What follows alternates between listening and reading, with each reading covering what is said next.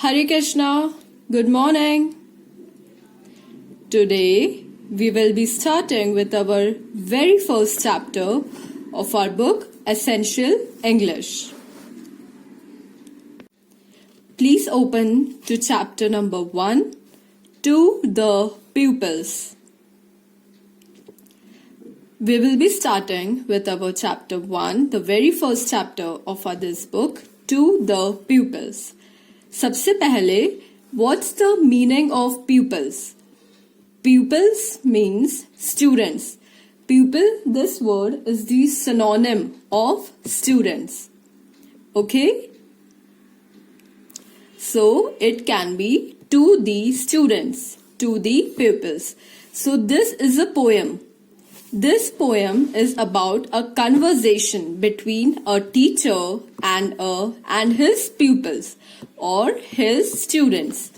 देखिए, जैसे कि ये एक पोयम है, तो पोयम किसने लिखी है? उस जो पोयम लिखता है उस पर्सन को हम क्या बोलते हैं? पोएट.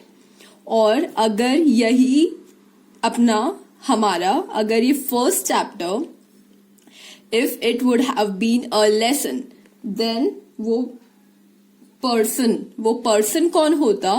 वो person होता author. Means the poet and author ये same persons होते हैं. The only difference is that poet लिखते हैं एक poem जैसे कि ये, और जो author होते हैं, author लिखते हैं एक story. तो हमारे पास ये क्या है? This is a poet. So, हमारे इस पोयम के क्या होंगे? Poet. Okay? This poem is compose मतलब लिखी गई है by a famous poet Henry Long Derozio. This is the name of the poet who wrote this poem, Henry Long Derozio. In this poem, he has tried to describe the relation between a teacher and his pupils. The relation between a teacher and his pupils. इस पूरी poem में हमें relation establish होगा. किसका? A teacher and his pupils. Okay, first I will be reading one paragraph and then I will be explaining it further. मैं सबसे पहले एक पैराग्राफ पढ़ूंगी, उसके बाद आप सबको उसका meaning I will explain it. Expanding like the petals of young flowers, I watch the gentle opening of your minds and the sweet loosening of the spell that binds your intellectual energies and powers. Okay, देखिए, this is ये indirectly किसको signify कर रहा है? Relationship को. किसके? A teacher and a students. It's a metaphor. देखिए, इस पैराग्राफ में डायरेक्टली कहीं पर भी टीचर और स्टूडेंट वर्ड नहीं देकर रखा है, बट इधर एक एग्जाम्पल देकर रखा है एक फ्लावर का, उसके पेटल्स का. So it's a metaphor. एक मेटाफोर मतलब एक एग्जाम्पल्स. वो फ्लावर का एग्जाम्पल है. वो एग्जाम्पल किसकी तरफ पॉइंट आउट कर रहा है? Relationship, a teacher and a student. तो इस पैराग्राफ में टीचर अपने स्टूडेंट्स के लिए क्या कह रहा है? He is saying expanding like the petals of young flowers. Means expanding मतलब वो पेटल्स ऐसे खुल रहा है. और वो कैसे खुल रहा है? By the knowledge the students are gaining. जब उनको नॉलेज गेन होता है, जब क्या होता है? वो पेटल्स, यंग फ्लावर्स मतलब अभी एकदम छोटे से फ्लावर्स के वो जो पेटल्स है मतलब वो बड़े हो रहे हैं, उनका नॉलेज ओपन हो रहा है. I watch the gentle opening of your minds. Who is I? The teacher. जो टीचर है वो देख रहे हैं. द जेंटल ओपनिंग मतलब उनका माइंड कैसे विकसित, कैसे एडवांस, कैसे गेन कर रहा है नॉलेज. ओपनिंग मतलब उनका जो माइंड है वो आगे बढ़ रहा है. Opening of your minds and the sweet loosening of the spell that binds. देखिए ये और ये लाइन रिलेटेड है. अगर माइंड ओपन हो रहा है, एडवांस हो रहा है, नई चीजें सीखने को मिल रहा है, तो ऑटोमेटिकली जो पुरानी चीजें हैं जो अब हमारे काम की नहीं है वो सब जाती रही हैं. जाती मतलब वो सब अब दे आर सब्ट्रैक्टिंग. वो सारी चीजें अब जा रही है. देखिए loosening of the spell that binds. Bind मतलब वो सारी चीजें जो आपको बाइंड मतलब रोक के रखती थी आगे बढ़ने से, वो सारी चीजें अब जा रही हैं. Your intellectual energies and powers. कौन सी चीजें हैं जो आपको बाइंड मतलब वो चीजें जो आपके इंटेलेक्चुअल मतलब आपके माइंड की जो पावर है, आपकी जो एनर्जीज है, आप जो स्मार्ट हो, जो आपको पता नहीं है कि आप ये कर सकते हो, you are capable of doing that but you are not doing. The reason being you don't know, आपको उस चीज का नॉलेज नहीं है. तो ये सारी जो बाइंड्स हैं ये सब आपको फ्री कर रही है और आपका माइंड ऐसे पेटल जैसे ओपन हो रहा है. Okay, coming to the second paragraph, that stretch like young birds in soft summer hours, their wings to try their strength. Oh, how the winds of circumstances and freshening April showers of early knowledge and unnumbered kinds.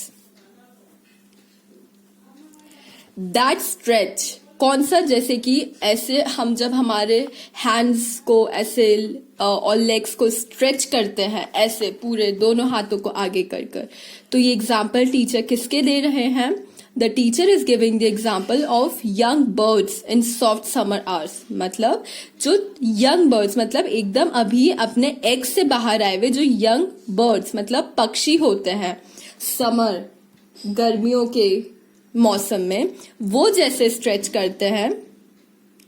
There wings to try their strength. Try मतलब वो stretch करते हैं ये देखने के लिए कि उनकी स्ट्रेंथ कहाँ तक आई है, मतलब वो कितने पावरफुल हुए हैं, वो खुद की स्ट्रेंथ चेक करते हैं. O how the winds of circumstances and freshening April showers. Oh, how the winds of circumstances means अगर विंड का जो फ्लो है वो तेज है, मीडियम है या लो है. सर्कमस्टांसेस मतलब विंड का फ्लो तेज भी हो सकता है, लो भी हो सकता है और मीडियम भी.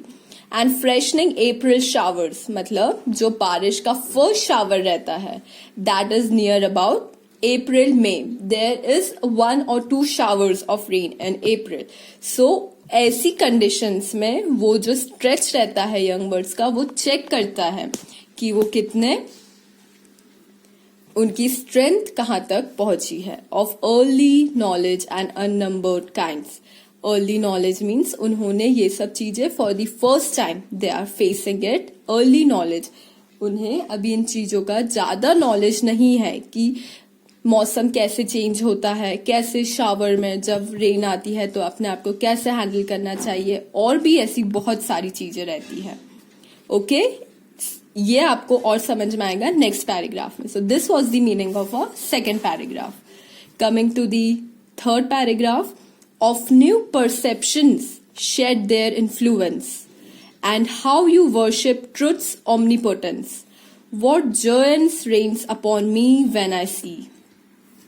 देखिए, of new perceptions shed their influence means जो नया परसेप्शंस रहता है मतलब जब आपको नॉलेज गेन होता है, जब आपके पेटल्स ओपन होते हैं, आपको नई चीजें पता चलता है, जब आपके पास नया नॉलेज गेन होता है तो आपका परसेप्शन ब्रॉड होता है और आपका इन्फ्लुएंस शेड देयर इन्फ्लुएंस, आपका जो इन्फ्लुएंस रहता है वो और चेंज होता है. मतलब आप मम्मी पापा जैसे आपके फ्रेंड्स, आपके मम्मी पापा आपको एक अलग व्यू से देखते हैं. And how you worship truths omnipotence. What's the meaning of omnipotence? Omnipotence means जो हर जगह हो, मतलब जो इधर भी जैसे अपने हमारे स्कूल में भी है, आपके घर पर भी है, उज्जैन में मतलब हर जगह है, उसका ऐसी चीजें जो चेंज नहीं होती है. Omnipotence means a thing, anything which is present everywhere. और इस पैराग्राफ में कौन सी चीज है जो ओमनीपोटेंस है? ट्रुथ, सच्चाई। सच्चाई ऐसी चीज है जो हर जगह पर है। What joyance rains upon me when I see means what joyance rains मतलब इतनी खुशी होती है, मतलब खुशी के बाहर, मतलब जो टीचर है वो इतना खुश होते हैं अपॉन मी वेन आई सी, उनके ऊपर इतनी खुशी होती है जब वो ये देखते हैं। क्या देखते हैं? कि उनके स्टूडेंट्स दे आर प्रोग्रेसिंग, उनका इन्फ्लुएंस है, वो उनका माइंड ओपन हो रहा है।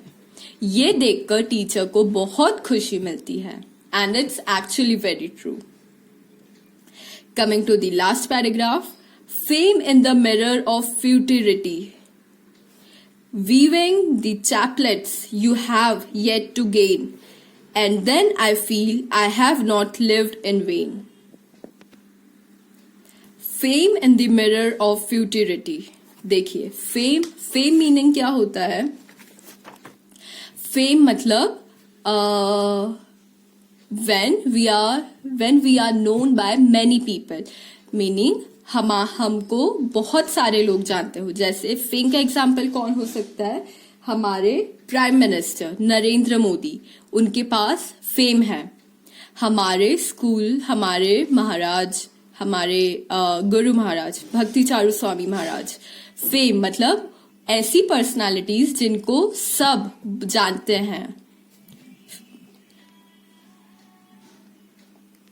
Fame in the mirror of futurity means fame है इन द मिरर, फ्यूचरिटी मतलब फ्यूचर के समय। टीचर अभी से आप सबको देखकर, अपने स्टूडेंट्स को देखकर फ्यूचर का सोच रहे हैं कि ये स्टूडेंट्स फ्यूचर टाइम में ही they are having fame. Weaving the chaplets you have yet to gain मतलब जो टीचर है वो अभी उन छोटे छोटे प्लांट्स, उन पौधों को मतलब पानी दे रहे हैं, सींच रहे हैं, जो आने वाले समय में बड़े होंगे, खिलेंगे और उनमें से फ्रूट्स आएंगे। मतलब स्टूडेंट्स जो मीनिंग टीचर अभी उन स्टूडेंट्स को नॉलेज दे रहे हैं जो आगे बड़े होकर उस नॉलेज से महान बनेंगे, उस नॉलेज से दे विल गेन फ्लावर्स मतलब उनमें रोशनी आएगी। And then I feel I have not lived in vain. Who is I? I is the teacher. जब ऐसा होगा, जब फ्यूचर में वो बच्चे अपने जीवन में आगे बढ़ेंगे, वो नॉलेजेबल पर्सन्स बनेंगे, उन्हें फेम मिलेगी। जब टीचर को ऐसा लगेगा कि उन्होंने जो भी इन बच्चों को सिखाया है वो उसका कुछ फल मिला है। वेन मतलब वो वेस्ट नहीं गया है। Okay, so these are the thoughts which a teacher is expressing for their pupils, for their students. And who's the poet of this poem? Henry Long Derozio. Okay. Coming to the next page, the word and the meaning given in our book. Petals means जो flower के पत्तियां होती है उन्हें हम बोलते हैं petals, flower leaves. Intellectual means any एक समझदार इंसान को हम बोलते हैं इंटेलेक्चुअल। स्ट्रेच मीन्स ऐसे एक्सटेंड मतलब खींचना, ऐसे हाथ या कोई सा भी कपड़ा कुछ भी उसे खींचने को बोलते हैं स्ट्रेच मतलब extend. Circumstances means logical details of event. Perceptions मतलब आप कैसे एंगल से, कैसे आप माइंड से किस चीज को समझते हैं। द एक्ट ऑफ परसीविंग मतलब किसी चीज को समझना। ओमनीपोटेंस मीन्स इनफाइनाइट पावर मतलब जो हर जगह रहती है। Futility means future time, the futility of the knowledge that you are gaining now. Chaplets means reds for the head मतलब छोटे छोटे फूल जो अभी खिले नहीं है। Coming to the next question, multiple choice questions. Question 1, the young birds fly to test the power of their. देखिए हमारी पोयम में ये मेंशन था दैट जो बर्ड्स रहती है वो हम अपने आर्म्स को स्ट्रेच करती है, क्या चेक करने के लिए? Beaks, claws, wings. The answer is wings. आपके पोएम में सेकेंड पैराग्राफ में it is mention that the birds stretch their arms to check the power of the wings. Question 2. When the teacher watches the gradual growth of the minds of his pupils, his joy A. vanishes, knows no bounds, come to an end. Vanishes मतलब गायब हो जाता है. knows no bounds मतलब उसकी कोई सीमा नहीं रहती है. टीचर की खुशी की कोई सीमा नहीं रहती है, या तो फिर वो खत्म हो जाता है. हमने ये चीज कहाँ पर पढ़ी थी? इन अवर लास्ट पैराग्राफ की. जब टीचर अपने बच्चों को आगे बढ़ते हुए देखते हैं तो उनके खुशी की कोई सीमा नहीं रहती है. The answer is point number B, knows no bounds. Question B. Tick for right and cross for wrong statements. Question 1. The minds of the pupils are like trees. Is it correct? No. The minds of the pupils are like flowers, not like trees. ये हमारी poem में mentioned है. Minds of the children are very soft. Yes. हमें ये कैसे पता चलेगा? Are very soft हमारी बुक में, हमारी पोएम में देकर रखा है that they are like the fresh grown seeds. And seeds कैसे होते हैं? Very soft. So similar to that the minds of the children are very soft. Their minds are like the petals of young flowers. Yes, ये कहाँ पर देकर रखा है? हमारे फर्स्ट पैराग्राफ में मेंशन्ड है that the mind of the students expand. वो जब एक्सपैंड होता है, so expand like petals. क्या expand होता है? The minds. Their minds are like the petals of young flowers. So this sentence is correct. Last, the poet feels that he has lived in vain. Poet को ऐसा लगता है कि उन्होंने अपना जीवन एक वेस्ट में जिया है. Is it correct? No.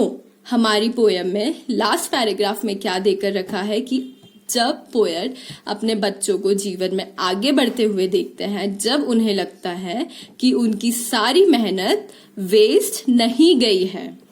Okay, उनकी सारी मेहनत एक फल लाई है. So the poet feels that he has lived in vain. Does the poet feels like this? No. So take cross this statement. Okay students, we will continue the next part of this chapter in our next lecture. Thank you so much. Hare Krishna.